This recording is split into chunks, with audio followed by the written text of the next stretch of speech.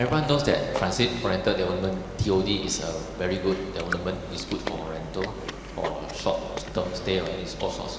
So what will be your sort of evidence or indication that not a good TOD? Or we should really reconsider. They price in a premium already. Okay, everybody know what's TOD, right? Transit-oriented development means project that is connected to LRT. But in the market, there's no clear definition. That's not my definition of TOD. My TOD, perfect TOD, is like Tropicana Gardens. Got office, got hotel, I stay upstairs, downstairs got mall, got movie, I walk opposite, take train, go TRX, work, come back. Everything hambalang, all gaudim, right? Now project needs to walk to LRT, they also call TOD already. Some like need to cross the highway, they also call TOD. That's the problem now of the definition, right? That's marketing talk. True TODs, just like you mentioned, is the convenience, self-sustainability, right? Correct. You say good rental.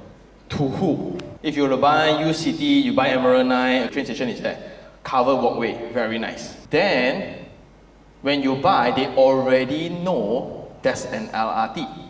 That gives them the reason to price higher already. So now the discussion that we are having privately among investors is this. Projects that is non-TOD with shuttler service is a better buy. They only need to resolve the last mile. As long as my frequency of the shuttler service is on time, don't need to be very frequent, just on time, it's good to go. You're paying like 15 to 18% lower than a TOD one. So your yield is going to be about 4%, 5%, can cover like that. So it's not the product is bad. They priced in already. Then what would be the right strategy? To go for non-connected ones with shuttler services. Shuttle, not shuttler.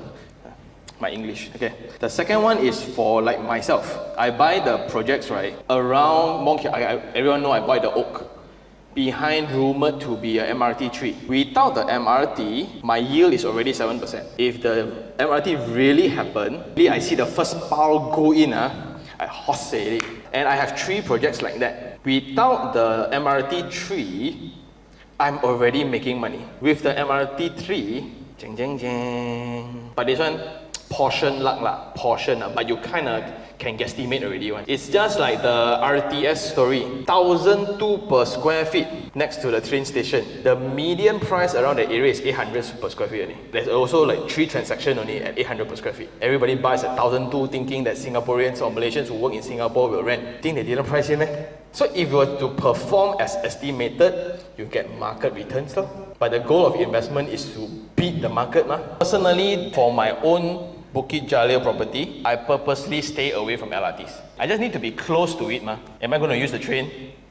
No. And people who can afford 1 million, right? You think they're going to use the train? No. I foresee lah.